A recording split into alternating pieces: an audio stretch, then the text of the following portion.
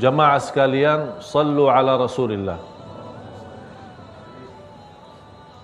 Kelahiran Nabi Muhammad sallallahu alaihi wasallam sebuah peristiwa yang cukup dahsyat. Apakah kelahiran manusia dahsyat? Kelahiran manusia dahsyat? Tidak, biasa saja. Kita semua lahir juga. Tapi ini beda sama yang beda. Beda sama yang lain sallallahu alaihi wasallam. Rasulullah sallallahu alaihi wasallam diceritakan sama ibunya Siti Aminah. Selama dia hamil membawa beliau sallallahu alaihi wasallam tidak merasakan apa-apa.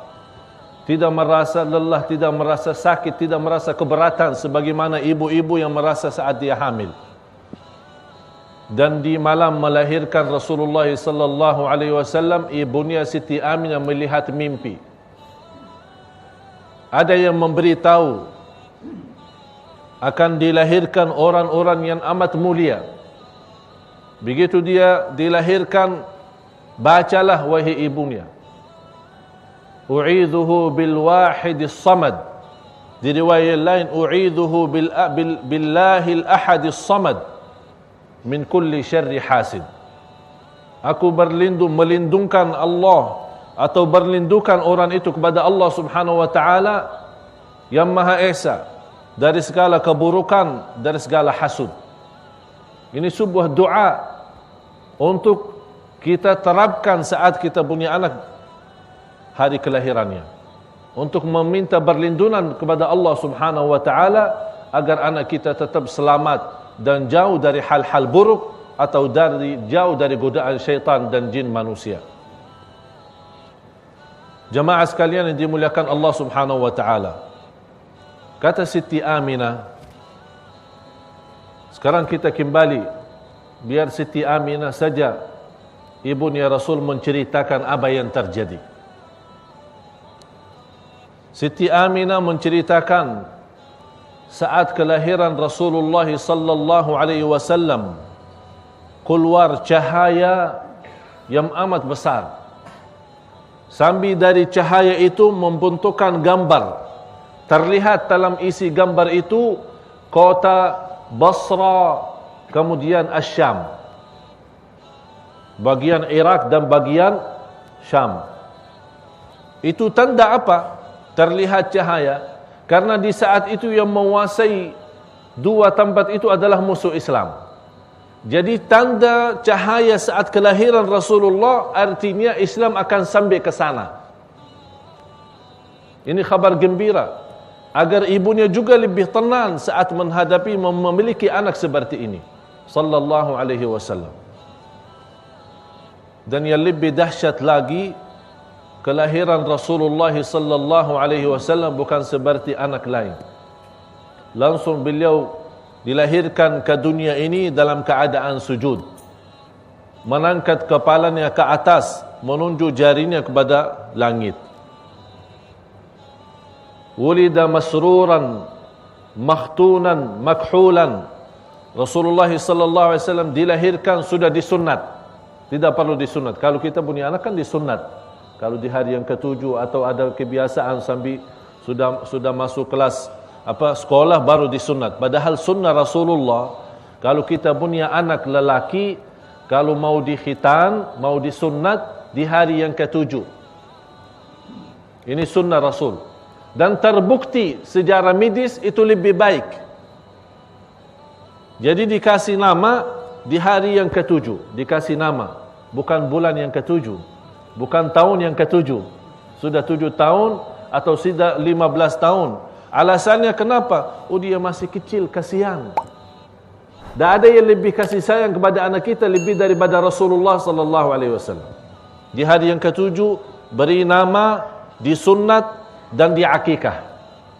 Itu sunnah Rasulullah sallallahu alaihi wasallam. Ada lebihnya kalau lelaki dan perempuan boleh dicukur dia punya rambut kepala dan ditimbang di bagian emas terus jual. Dia punya berapa gram sanan harga emas, dan harga itu kita berikan sedekahnya. Kelahiran Rasulullah sallallahu alaihi wasallam, cuba bayangkan jemaah sekalian, Rasulullah dilahirkan ke dunia dalam keadaan sujud. sujud.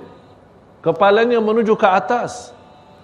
Kemudian jarinya menuju ke atas kalimah syahadat, seolah-olah ada kalimah syahadat. Seperti ada seorang jamaah meninggal dunia, isterinya bertanya sama saya, dia begitu meninggal susah berbicara, tapi jarinya diajukan seperti tahiyat. Apa artinya? Saya bilang ini tanda dia ucapkan kalimah syahadat. Walaupun dia tidak mampu mengucapkannya dalam lidahnya, tapi dia sudah mengucapkan lewat jarinya. Karena kita saat at-tahiyat, asyhadu an la ilaha illallah. Jadi kalau ada orang meninggal dunia, menaikkan jarinya ke atas, itu tanda orang itu lagi mengucapkan kalimah syahadat. Walaupun kita tidak dengar oleh telinga sendiri. Jamaah sekalian yang dimuliakan Allah, sallu ala Rasulillah. Di saat kelahiran Rasulullah sallallahu alaihi wasallam, muncul di langit bintang yang dinamakan oleh orang Yahudi bintang, namanya bintang Ahmad. Karena ada sifat-sifat Rasul di buku At-Taurat dan Al-Injil. Dan orang Yahudi percaya akan muncul Nabi itu. Tapi mereka mengharapkan Nabi itu turunnya dan datangnya dari orang Yahudi sendiri, bukan dari Makkah. Begitu muncul bintang di langit itu, mereka melihat, itu sudah kelahiran Nabi zaman ini. Sudah datang Nabi. Di saat itu juga, di sebuah negeri, orang-orang Majusi memiliki sebuah api yang sudah dinyalakan, tidak pernah dibadamkan selama 1000 tahun. Ada sekelompok manusia yang suka menimbah api. Nanti api, jadi sembah api, tidak mengenal Allah. Berapa lama bertahankan api itu tidak pernah dibadamkan, tidak pernah mati selama 1000 tahun. Dijaga terus, jangan mati. Dinyala terus, ditambah kayu, ditambah batu sampai biar nyala terus. Begitu kelahiran Nabi Muhammad sallallahu alaihi wasallam, langsung mati api itu. Allah Maha Kuasa. Termasuk kerajaan Kisra. Jatuhnya 14 gambar atau 14 jendela yang dijatuh di saat kelahiran Rasulullah SAW. Ditafsirkan oleh ahli ilmu di saat itu, ditafsirkan adalah kejatuhan kerajaan itu di saat itu. Ini semua tanda-tanda Islam itu akan tersebar. Mulai dari kelahiran Rasulullah SAW. Seolah-olah Allah memberikan tanda dan berita kepada seluruh manusia. Wahai manusia, telah datang yang membawa cahaya kepada Allah. Wahai manusia, telah datang yang membawa anda selamat dunia akhirat. Wahai manusia, telah datang orang-orang yang membawa dari kegelapan kepada cahaya, dari kezaliman kepada adil, dari kebohongan kepada jujur, dari khianat kepada amanat, dari hancuran menjadi bersatuan. Itulah Muhammad sallallahu alaihi wasallam. Sangat berguna, bermanfaat, terpilih oleh Allah menjadi orang-orang bukan hanya membawa umat Islam saja, membawa seluruh manusia kepada keselamatan. Oleh karena itu, saat kelahiran beliau sallallahu alaihi wasallam, semua bersenang. Kakeknya Abdul Muttalib, pamannya Rasulullah Abu Lahab, yang kita sama-sama baca tabbat yada Abi Lahab wa tab, senang pas dia ada berita kelahiran Muhammad sallallahu alaihi wasallam. Malah Thuwaibah seorang pembantu di rumahnya Abi Lahab. Di saat Siti Aminah melahirkan, ada Thuwaibah di situ. Siti Thuwaibah ini habis kelahiran Rasulullah SAW, dia datang kepada Abu Lahab memberitahu, ini sudah Siti Aminah melahirkan. Akhirnya Abu Lahab membebaskan perempuan itu Thuwaibah menjadi orang-orang bebas. Sudah, mau kerja di mana saja silahkan. Saking senang dan gembira. Pertama yang menyusui Rasulullah sallallahu alaihi wasallam adalah ibunya sendiri, Siti Amin. Habis kelahiran Rasulullah SAW, disusui oleh ibunya. Yang kedua, Thuwaibah. Ini pembantunya Abu Lahab. Baru datang yang namanya Siti Halimah. Jadi pertama yang menyusui Rasulullah SAW adalah ibunya sendiri. Yang kedua, Siti Thuwaibah. Thuwaibah itu adalah pembantu di rumahnya Abu Lahab. Yang ketiga baru Siti Halimah. Ada riwayat 8 orang yang pernah menyusui Rasulullah SAW. Tapi yang jelas, yang tidak ada berbeza pendapat antara ulama adalah 3 itu yang saya sebutkan. Dan kebiasaan orang Arab, di saat bunya anak baru dilahirkan, bunya kebiasaan mereka menerimkan anak itu kepada daerah kampungan, ya, macam desa atau kampung atau daerah-daerah yang jauh dari kota. Apa hikmahnya? Karena kebiasaan mereka yang dipasarkan dan dididikkan di luar kota itu lebih berguna. Pertama, untuk dalam bahasa. Yang kedua, dari sisi makanan. Yang ketiga, dari sisi cuaca alam. Dan yang keempat, agar dia melihat bagaimana cara kehidupan orang-orang kampung dan orang miskin. Sudah Rasulullah sallallahu alaihi wasallam saat selesai disusui oleh ibunya, kemudian Thuwaibah dibawa Ummu Aiman kepada kakeknya Rasulullah adalah Abdul Muttalib. Abdul Muttalib begitu melihat Muhammad sallallahu alaihi wasallam, beliau sangat gembira dan bahagia.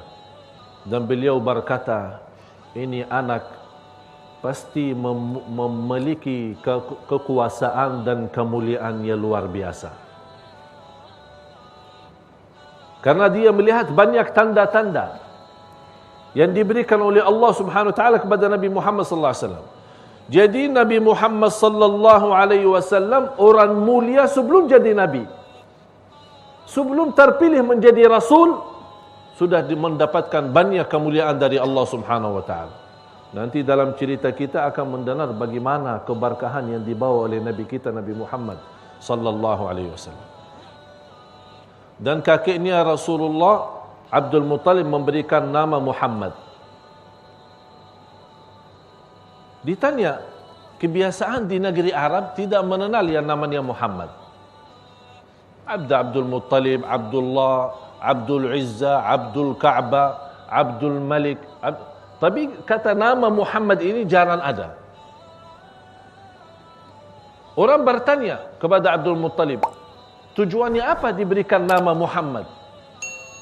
Kata Abdul Muttalib, agar dipuji oleh seluruh manusia di bumi. Itu nama Muhammad. Huwa Muhammadun wallahu mahmudun. Huwa Muhammadun wallahu mahmudun. Artinya Allah mahmud, Allah memiliki segala sifat kesempurnaan. Segala kesempurnaan bagi Allah. Kita baca, Alhamdulillahi Rabbil Alamin, segala puji bagi Allah. Berarti hamda mahmudun Allah dan Nabi Muhammad terpilih dari nama dalam sisi bahasa sangat luar biasa bagus. Oleh karena itu kita lihat macam di Turki, macam di Pakistan, macam di India dan beberapa negara Islam saking senangnya mengagungkan nama Nabi Muhammad sallallahu alaihi wasallam, kalau dia mau beri nama anaknya selain nama Muhammad tetap dibawa nama Muhammad. Misal, dinamakan anaknya Ali, dipanggil Muhammad Ali. Dinamakan anaknya Ismail, Muhammad Ismail. Diberikan kepada anaknya nama Ibrahim, tetap panggilannya Muhammad, tidak boleh lepas. Mereka mengharapkan apa? Keberkahan dari nama itu. Malah seperti Imamul Ghazali, namanya luar biasa. Muhammad, bapaknya Muhammad, kakeknya Muhammad, dan terus Muhammad lagi. Jadi kalau ditanya Muhammad ibnu Muhammad ibnu Muhammad ibnu Muhammad Al-Ghazali, semua Muhammad, Muhammad, Muhammad. Ini merupakan keberkahan. Dan kembali kepada niat kita masing-masing. Kembali kepada niat kita masing-masing. Tapi yakin, nama juga bisa boleh membawakan banyak keberkahan bagi kita. Datang beberapa wanita dari kampung Bani Sa'ad. Ada yang bilang batasan di kota At-Taif. Kebiasaan kalau ada satu masa banyak kelahiran di Makkah, datang wanita-wanita orang kampung, orang desa di luar kota, datang kemari ke Makkah. Untuk apa? Mencari anak-anak yang perlu disusui. Semua datang kemari. Masing-masing dari wanita itu, di antaranya Halimatus Sa'diyah, Siti Halimah. Semua bawa. Ada yang mendapatkan anak masing-masing. Tapi setiap orang ditawarkan Muhammad sallallahu alaihi wasallam, tidak ada yang mau. Kenapa tidak ada yang mau ambil? Karena anak yatim. Dan semua orang yang datang, dia mengharapkan bapaknya memberikan rizki, ya, uang ya. Kalau orang di masa itu, kalau saat disusui kan dapat ongkos, ya, ongkos bayar berapa sekian. Tapi kalau bapaknya meninggal, ya siapa yang mau bayar? Jadi tangkapan mereka yang namanya orang lelaki, itu yang membawa nafkahnya, itu yang punya uang. Tapi kalau bapaknya tidak ada, siapa yang mau bayar? Akhirnya orang malas. Udah, jangan. Siti Halimah sendiri, begitu melihat kondisi Rasulullah SAW, dia tidak tahu dia ini Rasul. Dia tidak tahu ini yang akan memberikan keberkahan. Dia belum tahu. Terus dia kembali naik unta. Kalau di dalam sejarah namanya Attan. Untanya namanya Attan. Masih ingat cerita kemarin? Saya kan kebiasaan di negeri Arab dulu, setiap binatang diberi nama kan? Gajah itu namanya Mahmud. Ini juga unta yang sudah tua dinamakan Attan. Kedatangan Halimah naik unta dari kampungnya ke kota Makkah itu, bari lambat dia jalan. Sambil orang-orang yang berikutnya, kok lama-lama tak jalan-jalan? Ini kita sudah mau nyampe ini kok. Oh sabar sebentar, ini tak tahu sudah tua ini unta ini.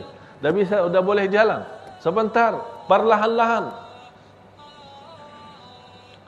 Dan kata Siti Halimah, di masa itu termasuk salah satu musim yang paling kering. Faham paling kering? Artinya sudah lama tidak ada hujan, tidak ada hasil sawah, tanam-tanaman. Malah unta itu yang terkenal banyak susunya, sudah di masa tidak ada, susah. Kita mau makan dan minum susah.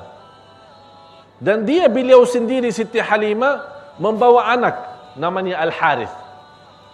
Ada anak masih kecil, masih anak bayi.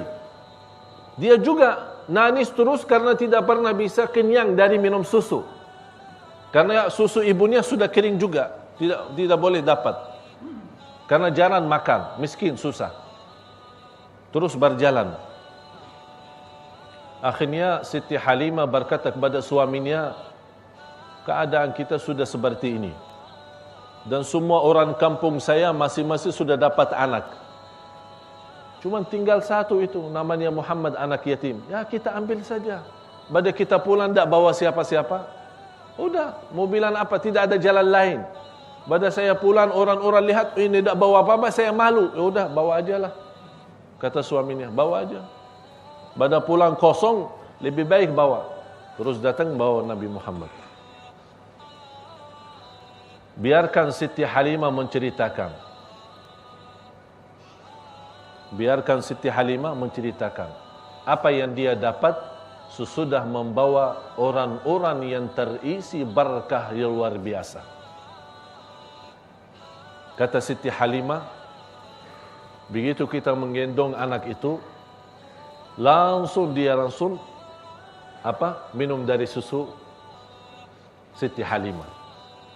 Yang sebelumnya, kata Siti Halimah saja sendiri, Saya masih belum boleh mendapatkan bania susu untuk anak saya sendiri. Tapi begitu gendong anaknya, Masya Allah sudah terisi dia punya badan. Masya Allah. Ini barakah.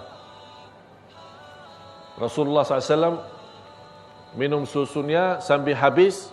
Kemudian Al-Harith yang sebelumnya nangis saja, tidak mendapatkan enak tidur karena lapar terus. Begitu dia bersama Nabi Muhammad SAW, sudah bisa boleh kenyang, kemudian enak tidur.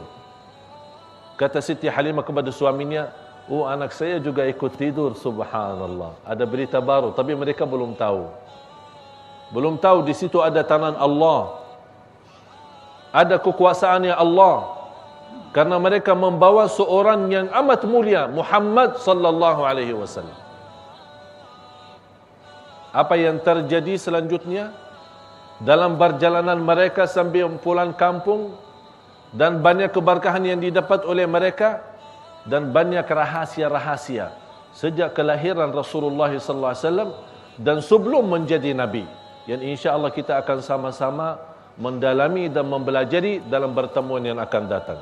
Semoga bermanfaat bagi kita semua, dan semoga insya-Allah sebagaimana kita sama-sama berkumpul di majlis ini, mudah-mudahan kita sama-sama jumpa lagi di surga Allah bersama Nabi Muhammad sallallahu alaihi wasallam. Innallaha wa malaikatahu yusalluna 'alan nabi ya ayyuhalladzina amanu sallu 'alaihi wa sallimu taslima. Allahumma salli wa sallim wa barik ala sayyidina Muhammad wa ala alihi wa sahbihi wa sallam. Walhamdulillahi rabbil alamin.